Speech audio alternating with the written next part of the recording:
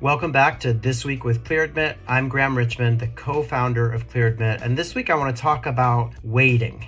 The waiting is the hardest part, as someone once said, and what I'm talking about waiting for is the interview invitations at top MBA programs.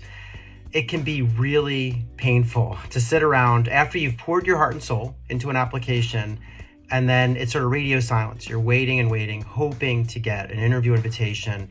There are several schools that trickle out the invites. Even for those schools that tell you they're going to come out on a certain day, it's really challenging to just be waiting, and suddenly you have nothing to do, or you might think. So what I'm going to give you some tips on is what you could do with that time. So the first thing you could do is prepare for an interview. Be an optimist. Start working on how to answer some of the most basic questions that are out there, and just use the ClearAdmit interview archive. There's dozens and dozens and actually hundreds of reports that you can read as you try to prepare for an interview.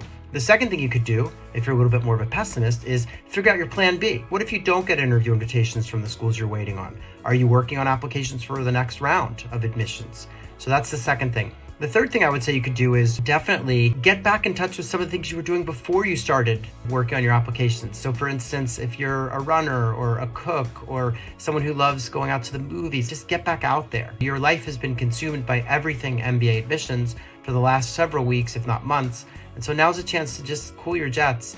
And I would say, if possible, find others in the same boat as you. You can find people on clearadmit.com and our Livewire community. Just try to, sometimes it's good to just know that others are in the same boat and waiting. But I will say that it's really important to prep. And sometimes when it comes to these interviews, by the time you get the invitation, you don't have a ton of time available to get ready. So better to plan for success and just be ready and get out there, go for a run, whatever you need to do to de-stress. I know it's challenging, but I want to wish everyone the best of luck as you're awaiting those interview invites in round one here, or maybe already working on round two applications. And we will see you next week.